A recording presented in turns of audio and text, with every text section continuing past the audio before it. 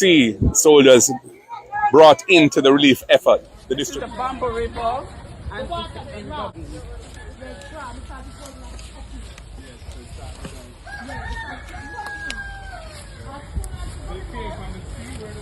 water comes from a gun over there, and it comes from across from Myris. You know where Myris is?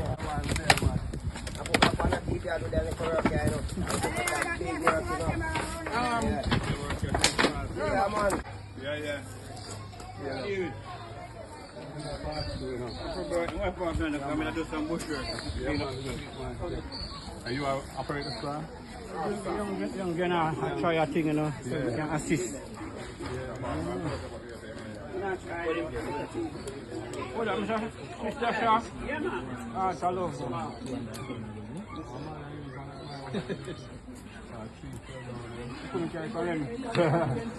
He's up and one. Is that you from a constituency?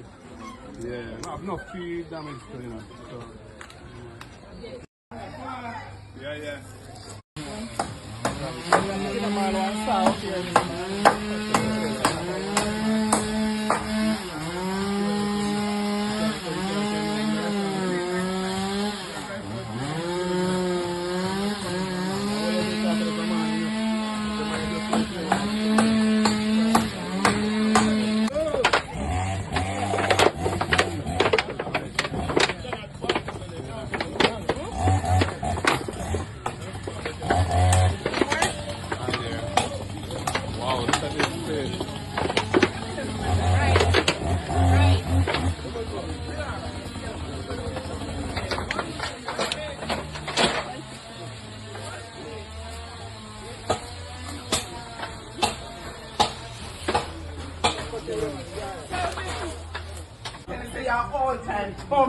Yes, man. Yeah. Man bowling. Yeah, man. Nice to meet you, sir. Yes, man. From Augustone years. Oh, yeah? Yeah, man. From Peeblemon years. Okay.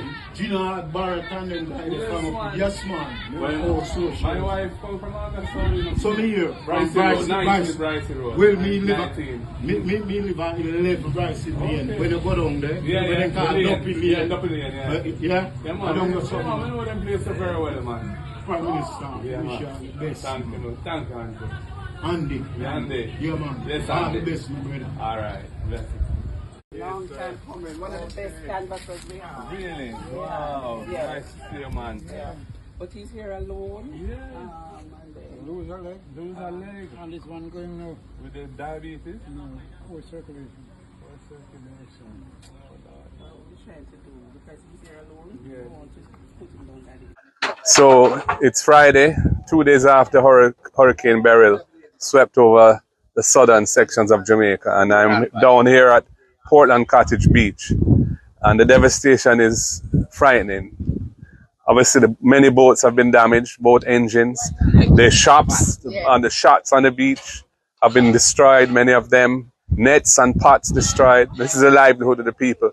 The economy of Southern Clarendon has really been terribly impacted by the closure of Money Musk, and really there's been nothing to replace it. So fishing is a major source of people's income. So just driving here through the communities of Portland Cottage, we have seen terrible devastation. Many houses are without roofs. Some elderly people, others with children are suffering now. With this, and of course, there's no electricity. I'm not seeing any evidence of JPS. I've been driving through the communities. Nothing. Okay. At this point, I think regular visitor water trucks would be the first stop. I mean, they have some tanks here. I think they also need to distribute some water tanks to people.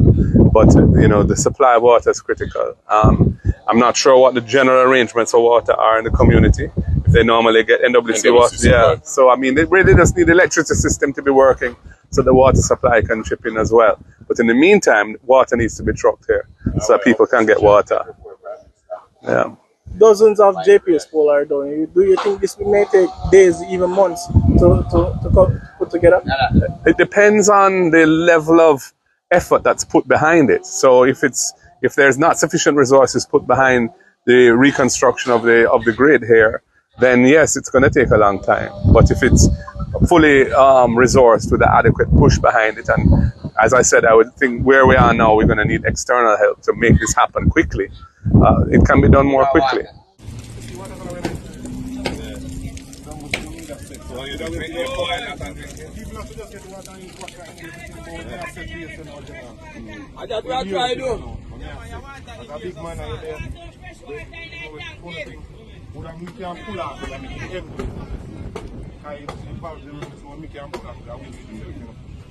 We can pull off and make it empty.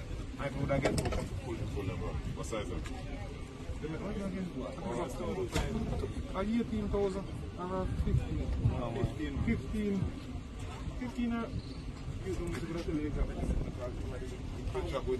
No, we want that in the but as I say, water we in the salt. We did salt from before. We know say we did salt in them, but so they just try and think that we use it. But no. So you use it all the while? Yeah, people use it all the while. I'm bathing stand the ground and they look back at this, wash stand around the same way. Come around here, say you wash up. We washed up the round and the bathroom around here. See what I'm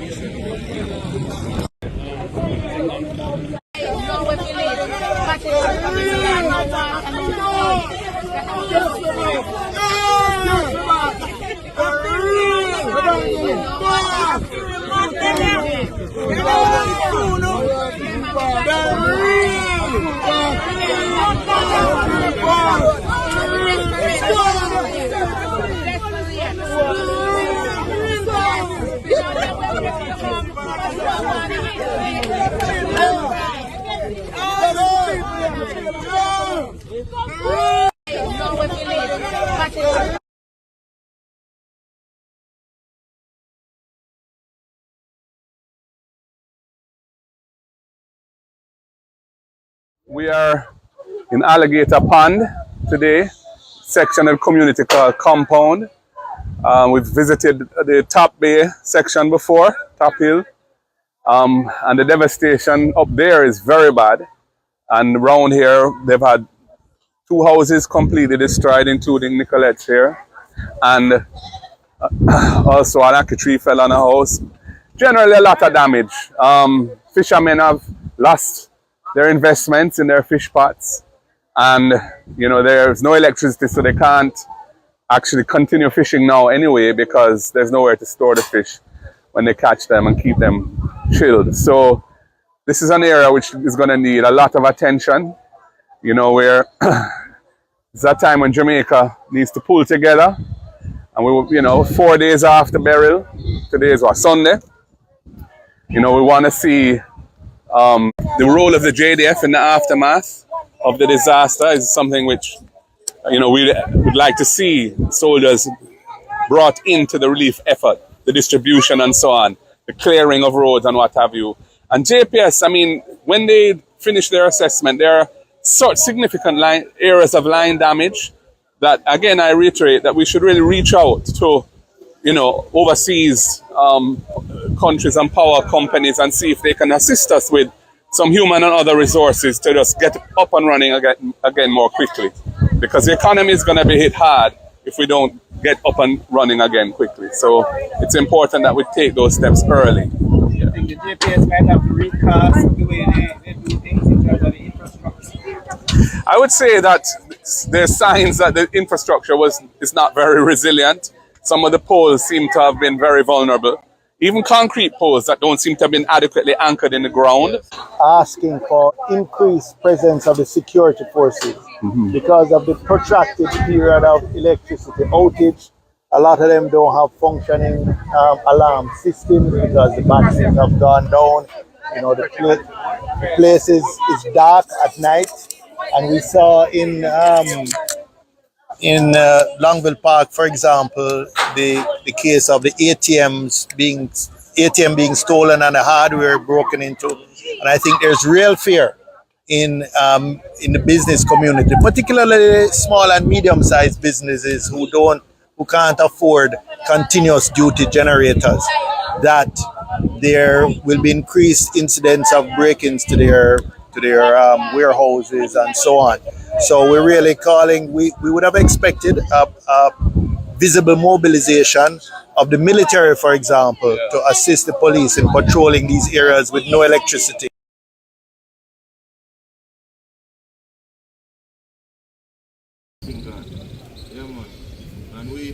fish fantasy. And how much will I make one fish man?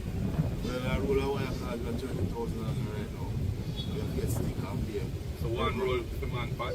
No, 6 pack. We can't do One roll, okay. 6 pack. Alright. And then you have, what else you use? We use get by stick. Stick. Yeah, come last stick cards $1,500. Buy a rope, nail and this one and pay for it. Cut it down and fit it up sticky. And pay some other man's tight up for bring and see yourself. So hold it for last, man. Hold it for last. So how much pot is one man with a Some man have 100. That's good. 100 pot. like $500,000 worth of pot then? Yes, Yeah. man. Hold it, man. Yeah. Hold it, man. Hold it. And then we now have no electricity to work right now, so you have to use a labor. Yes. No, You have to store the fish. Yeah, so no fishing. Everything gone. Whenever we have heavy rainfall for at least an hour, this road is flooded. And with what Beryl came with, this is the result. It was worse off 2 days ago. Some of the water is dissipating at the moment, so tall vehicles can go through. So I think they should open this road. No, trust me. Yeah. Long term, Yeah. this stretch here could be like a treasure beach for Manchester. If your road is maintained, it has beautiful vistas along the way. And it's it's much shorter.